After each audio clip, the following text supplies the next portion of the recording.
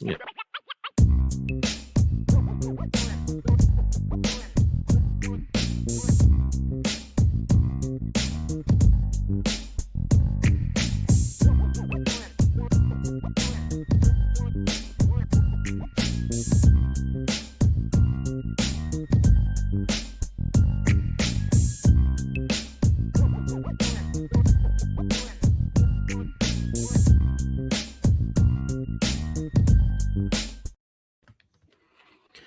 And welcome, everyone, to another edition of Budweiser's Weekday Sportsbeat, along with IrishBreakdown.com. My name is Vince D'Addario.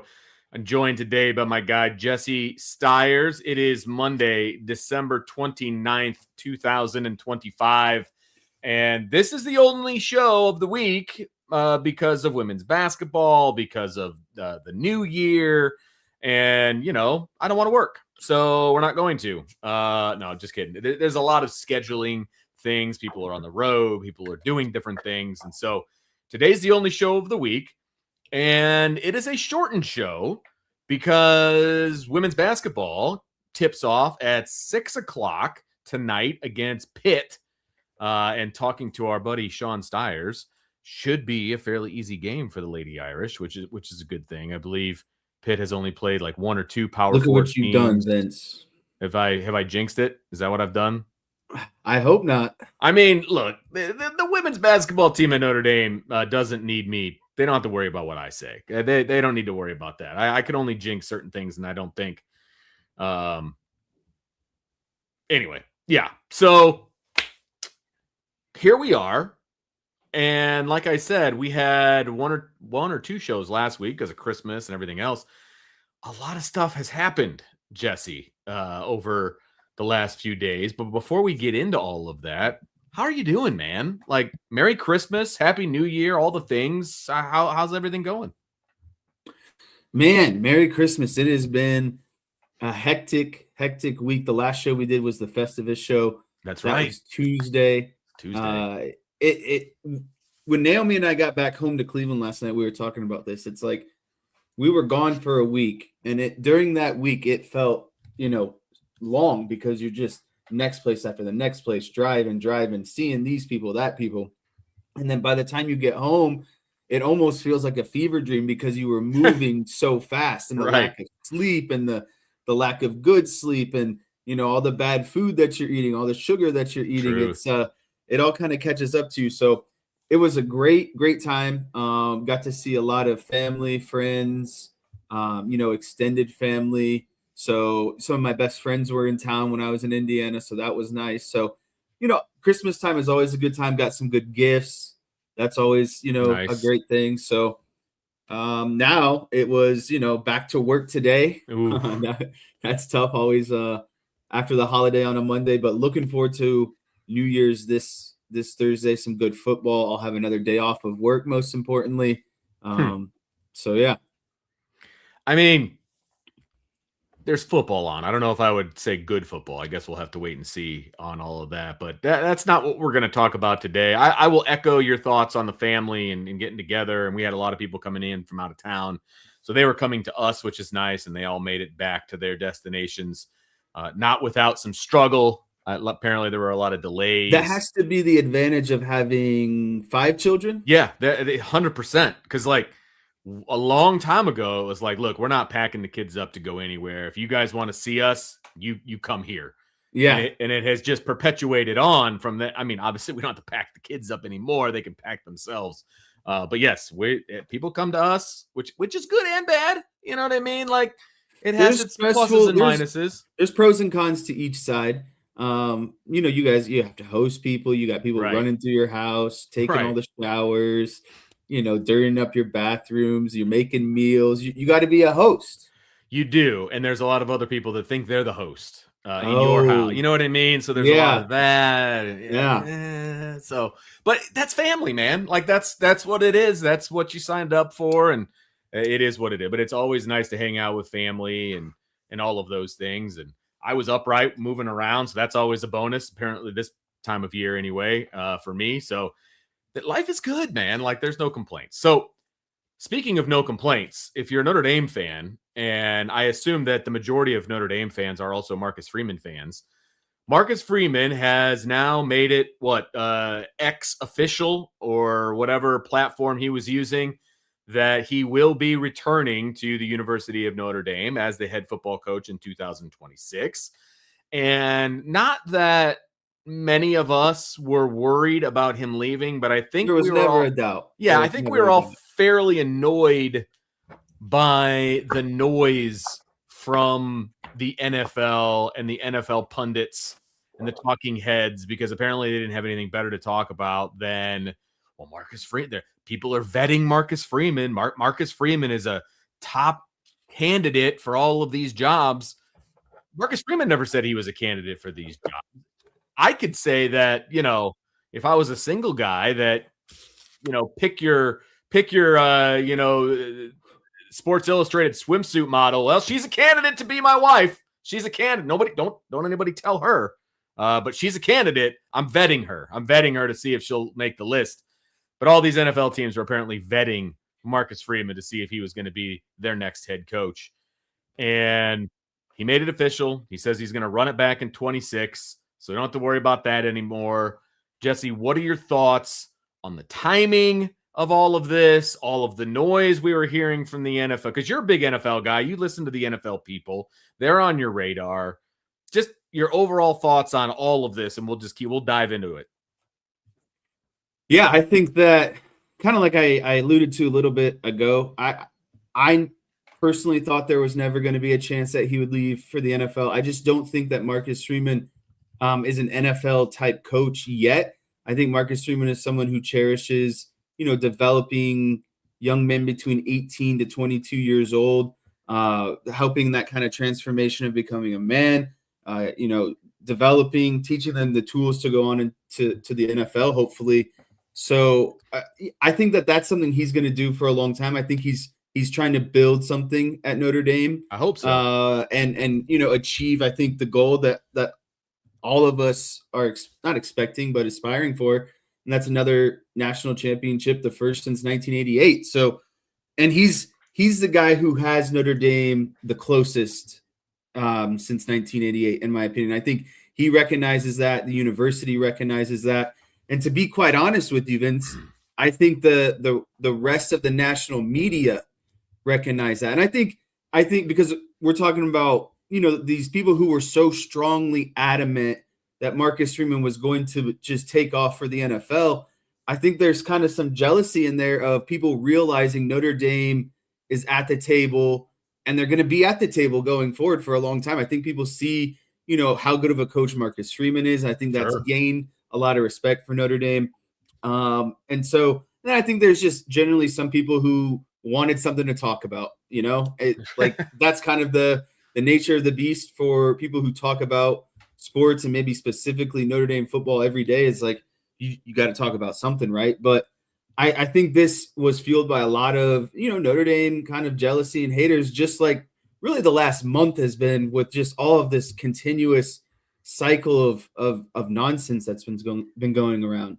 It is hilarious to me with the college football playoff and everything that's going on with college football. I mean, obviously we're talking about Marcus Freeman here, specifically in the NFL, rumors and all of those things. But, I didn't watch very much of the first round of the CFP. I was kind of keeping track of the scores, like that kind of thing, but I didn't really watch a whole lot of it. But you get on social media and all of these people had to keep bringing up Notre Dame. It's like, guys, I thought Notre Dame was irrelevant. I thought that unless they joined a conference that they're irrelevant, but everybody wants to continuously bring up Notre Dame. Anyone from a fan to people who are journalists to the Miami football team, specifically, like in the locker room after they won, which they won a game that was one of the worst football games ever played, by the way. But they ended up coming out on top, and all they could talk about in their locker room on social media was Notre Dame. It's like, guys, if Notre Dame's so irrelevant, why are we talking about Notre Dame? Why are so many people talking about Notre Dame? Notre Dame's season is over, and it's been over since Thanksgiving. Like, let it go. Notre Dame has let it go. Why can't everybody else just let it go? Be happy that you just won a football game and now you have to play somebody else as opposed to worrying about Notre Dame. If you're a fan, why are you still worried about Notre Dame? It just blows my mind about all of that. And that rolls right into the whole Marcus Freeman thing. All of these people, Rick Neuheisel, and all these people on the NFL Network, and Adam Schefter had to report today on the fact that Notre Dame was coming back. Marcus Freeman was coming back to Notre Dame. It's like, guys, Marcus Freeman was never a candidate for these jobs in his mind. He was not a candidate. They may have looked at him as a candidate, but he did not look at them as a candidate. I don't understand. I mean, I do understand it. It's clickbait. Anytime you say Marcus Freeman, anytime you say Notre Dame, anytime you say any of those types of things, you're going to get clicks, and it's going to be the haters. It's going to be the Notre Dame fans. It's going to be all of the above. And then you bring in an audience that the NFL brings in, and you're going to get people to click on your story. It was just a lot of smoke, in my opinion, on this. And it just didn't make a whole lot of sense to me why this is the storyline that everybody was pushing. Now, I will also say this. It's not like Marcus Freeman immediately said, oh, no. I am not a candidate for the NFL, and said it publicly. He did not do that. I think some calls were fielded. I think his agent took he some dipped calls. his toes in there a yeah, little bit. I will say this. This is kind of a situation where if there's smoke, there's fire, because I think to Marcus Freeman, the NFL is intriguing. I'll say that. That's the word I'll use. I mean, it's flattering, intriguing. Vince. Absolutely. The professionals are calling you. There's 32 teams, and they want you to be one of them. How is that not flattering? It's kind of just stroking your ego, Like, I am wanted by a higher calling, basically. No person could sit there and say, I am not going to engage, respond, like, completely at all. Like, you're gonna there, and to me, there's nothing wrong with seeing what the field is like, like, and again, to a degree, like, if you're going in for 3, 4, 5 interviews, okay. But if you're just kind of feeling it out, Sure. seeing what the whole NFL process is about, just that sort of thing, which I think Marcus Freeman did to a degree, Yep. I have nothing wrong with that. And he didn't take any interviews. He, unlike the last head coach at Notre Dame, he took interviews for NFL jobs while he was at Notre Dame. I don't believe Marcus Freeman took an interview. But I will say this. I used to be like, no, Marcus Freeman's a college guy. He's always going to be a college guy. I don't know that that's necessarily true anymore. I do think that right now he is absolutely pro Notre Dame. He wants to be at Notre Dame. He knows what his roster has, what he has on his roster. He knows the coaching staff that he has, and he knows what the prospects are for 2026. And he knows that if he sticks around to Notre Dame and they can somehow manage to win a national championship, he will be a god around here at Notre Dame for the rest of his life and beyond, right? I mean, there's no doubt about it. He'll have a gate named after him on the stadium. He'll have a statue. He'll have all the things, right? He'll have all the things that you get when you win a national championship at Notre Dame. He's not blind to that, right? But the NFL is also the top echelon of the profession. At least that's what people think. That's the perception of the NFL. There's only 32 head coaching jobs in the NFL, right? There's like 135 at the Division I level. It's an elite group, right? We talk about it all the time. There's only 32 starting quarterbacks in the NFL, right? Well, there's only 32 head coaches too. You know what I mean? So that's the elite of the elite, supposedly. Now, I would argue that Notre Dame is right up there on the echelon of a NFL coaching job, personally. But there are other people that don't see it that way, and there are coaches out there that look at the NFL as the pinnacle, right? And so I have no problem with him listening. I have no problem with that. But I am not as staunch on he's going to be in college his whole career anymore. Like, I do feel like there's a chink in the armor, so to speak, and you can make whatever case you want, but I think he knows what he has for 26. Beyond 26, Jesse, I would ask you this. Is there another CJ Carr on the roster? If he has the kind of year that we think he's going to have in 26 and possibly goes to the NFL, is it a reload situation at quarterback? I don't know. I mean, I don't think that's necessarily off the table, and I think that's something you have to be, not you, but the coaching staff, Marcus Freeman has to be preparing for. Of okay, CJ Carr is going to now hit that level where he can go on if he has a really good year. You always have to have a plan in place, and I don't know what that plan would be, but yeah, it's like, does that become, like you're saying, a reload year? I'm kind of in the personal belief that, like you were saying, Notre Dame is in an echelon of coaching positions within the college and maybe even cross comparison with NFL positions. Like, I'd much rather be the head coach of Notre Dame than the head coach of the Raiders. Absolutely. Completely agree. What I mean? Like, there's just no way you could drag me into that situation. But what I'm getting at is I'm in the personal belief that Marcus Freeman is going to be at Notre Dame, and then he'll go on to the NFL. And I think that time gap, I don't know how long it's going to be. Sure. I think it's going to include a national championship at some point.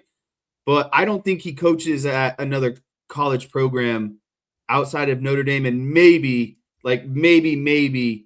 Ohio State. But I think it's Notre Dame and then the NFL, to be honest with you.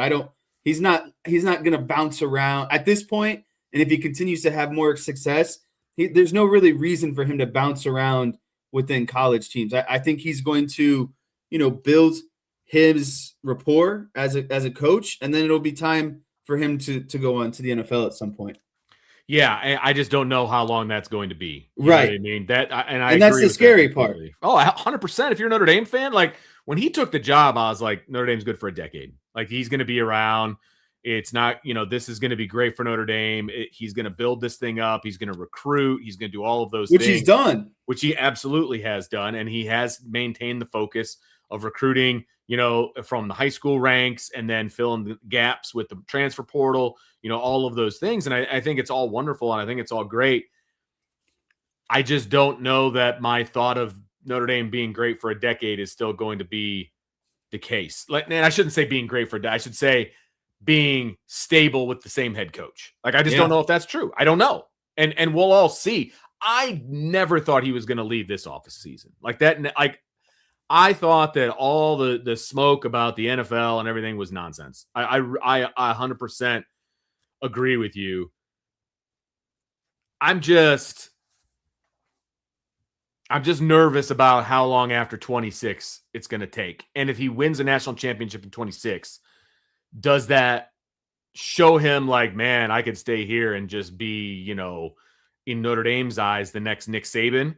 Or do I go out into the sunset with one national championship and call it a day? I think it's going to be about what he wants his legacy to be at Notre Dame. I think that's the biggest thing for him right now. And only he knows kind of the answers to what we're talking about, of what he wants to get out of it, potentially how long he wants to leave, if his, next aspirations or goals are actually to coach in the NFL. Truly, Marcus Freeman is the only one that knows that. Absolutely. I'll tell you what. Let's talk about the timing of the message, because these NFL rumors have been swirling for quite some time. We've reached out to Notre Dame asking if they want to make a comment. They're like, nope, we don't want to make a comment, which is a little frustrating. He now makes a comment. He's coming back. Let's run it back, whatever the case may be. What about the timing? It's a Monday. It's between Christmas and New Year's. It's like the weirdest time for news to come out. What are your thoughts on the timing? Because we got the transfer portal is going to officially open up next week. I believe it opens up on the 2nd. So where are we with all of this? Do you like the timing? Do you not like the timing? What are we talking about here? Vince, I think that someone like Marcus Freeman in the University of Notre Dame is very calculated with what they do, and Marcus Freeman probably doesn't even run his own social media account. Guaranteed.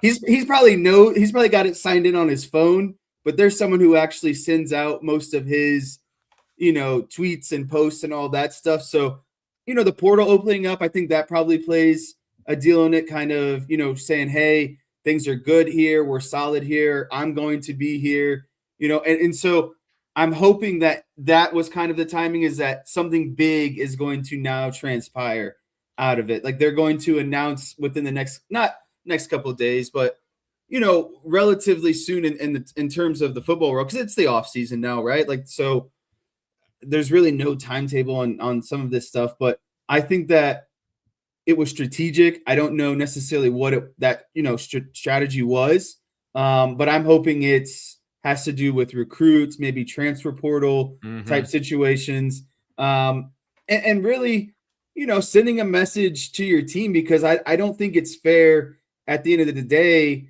for guys on the roster to, because they have social media accounts, they have friends sending them stuff, and so they see these rumors and reports about Marcus Freeman, and as you're reloading and going into this offseason and kind of really already starting to prepare for next year, I think it's important that Marcus Freeman be sort of transparent in some way, because like you said, he hadn't come out and completely shut it down or definitively said, one way or another. So now that he's done that, I think it's officially, we are locked in on 2026. Let's go win a national championship. Let's show everyone that it was a mistake for doing Notre Dame wrong, like they have this last month, because it's been so continuous. It hasn't even been, just about the college football snub. Now USC saying you're running away, you're getting called soft because you're opting out. We got people 21 days later, 22 days later, post opt out, still bringing it up like we haven't known this for 3 weeks now. So, the players see this, and I think everyone's just getting a little bit ticked off. And I think Marcus Freeman finally put the stamp on it and said, let's go to work. Yeah. Well, they're in the process of scheduling all the official visits for, the transfer portal and everything else. And like I said, that's next week. So you want to start getting these visits locked in and all of this. And so whether Notre Dame on the back end was making it known to these transfer portal guys or the guys on the roster currently that they're trying to quote unquote re-sign, which I hate that terminology, by the way. So gross. It's so gross. But whether it's the guys on the roster, whether it's the guys that they're trying to hunt down in the transfer portal or whatever, they're trying to lock this stuff down. And when you have a question mark next to who the head coach is going to be, I think you do have to make that public statement. You know what I mean? Like, I believe that Notre Dame was telling recruits and was telling transfer portal guys, like, look, it's all good. Freeman's going to be here. This isn't going to be an issue. And we've heard that from sources and things like that. But it doesn't hurt to put it out there, via social media, all of those kinds of things, so that you can also shut down the negative recruiting from other programs. You know what I mean? Because that was happening. You know that there were other programs. Like, you don't even know if your coach is going to be there. You don't know if Marcus Freeman is going to be there. Why would you go to Notre Dame to try to make a run at a national title when they're going to be looking for a head coach, not a transfer portal athlete? All these kinds. So there's going to be the negative recruiting. There's going to be all of that. And so I think the timing of it makes sense. I don't like the news dump between Christmas and New Year's because, some people are working, some people aren't. Like when I found out that this happened because Sean called me in the middle of the day. I hadn't even been on social media yet. And he's like, oh, the news dump, blah, blah, blah. I'm like, what got dumped? I have no idea what you're talking about. And he's like, oh, Marcus Freeman's coming back. I was like, oh, gotcha. The worst kept secret on the planet. Okay, cool. So I guess that's what we're going to open the show with. And so, here we sit, right? And so we're talking Marcus Freeman. He's going to be back in 26. I think this is an absolutely loaded roster. I think that's why he is coming back. That's why I don't think the NFL was enticing enough at this point. Because of what they have in 26. We'll see what happens next year and beyond. But I think obviously this is a good sign for Notre Dame. They don't have to worry about that. All they have to do is worry about filling a linebacker job right now. Yeah, I completely agree. And I think another important, we are 1 week away from NFL Black Monday, right? And so it is really about to get hot and heavy in the NFL. So I think doing this now, it just completely removes yourself from anything that any sort of rumor that could go around on top of what's already been going around a week from now, right? And some of the stuff we just talked about between visits, portal, Like, it's good just to kind of get your name away from all that, knowing that all of that's about to get real crazy here in a week, and say, you know what, we're focusing on 2026 and how Right. we're going to, utilize this like you said, just uber talented roster. So I'm personally excited, and it's Yep. the season's only been over for 3-4 weeks now, and the new season is a good 6-7 months away. All right. So we knew this show was going to go fast, and we're coming up on it here. And so we do have to take a break. So we're going to do that real quick. When we come back, we're going to talk about some other newsworthy tidbits, I guess, that's out there. And that'll push us right to 5:40 when we have to get out of here because of Notre Dame women's basketball and the pregame show and all that fun stuff. So we're going to take a quick break. We'll have more when we come back on Budweiser's Weekday Sports Beat with IrishBreakdown.com.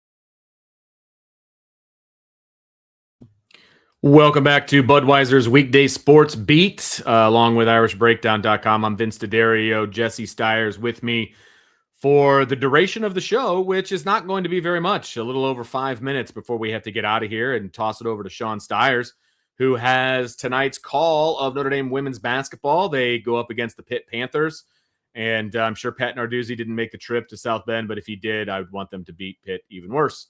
And so... yeah, my family's going to the game, so that should be a lot of fun. Pitt has one of the best uniform combinations in the country, personally.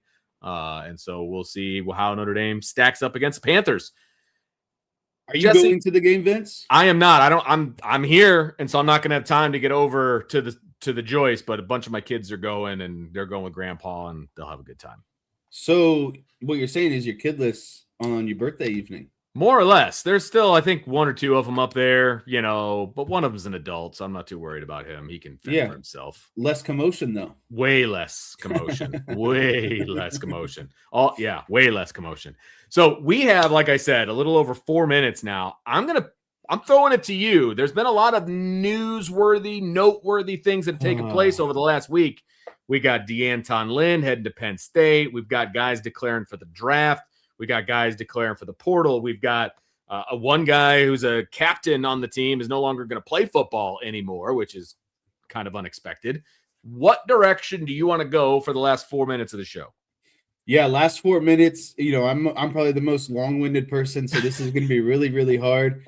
I'll kind of go like a little rapid segment here and just give you my quick insights on all of these. I think it's really unfortunate about Donovan Heinisch having to medically retire. Great guy. Yeah. Great, lineage of football that's went through Notre Dame. Billy Schrauth, I didn't think he would go. I know there's a lot of talent, but I thought he'd stay one more year. Could have used one more year to maybe really, sharpen the iron there a little bit. But losing him and Wagner, going to be tough. But Notre Dame has enough talent to get it in there.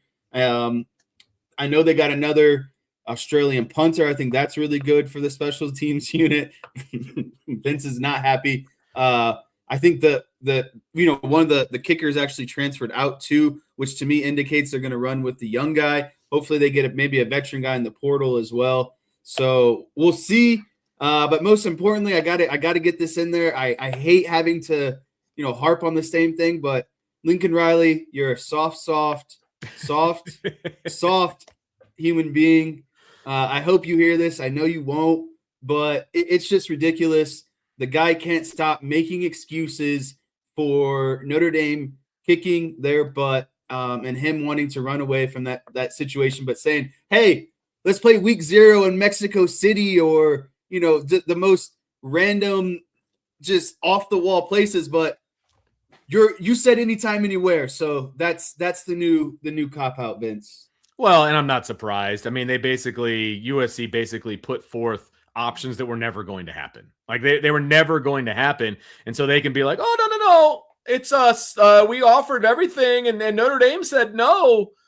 It's ridiculous. Even USC people are calling you out, which is embarrassing. I mean, the whole thing is ridiculously embarrassing for anybody that calls himself a USC fan or an alum or whatever. It's embarrassing. And you know what? I mean, I guess it is what it is. I believe USC is still looking for an opponent.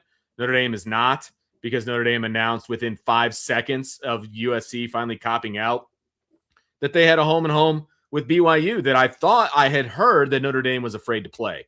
And so, Notre Dame basically just put up the giant middle finger and just said, no, we're not afraid to play them. And we're going to go to Provo next year. So there's that too.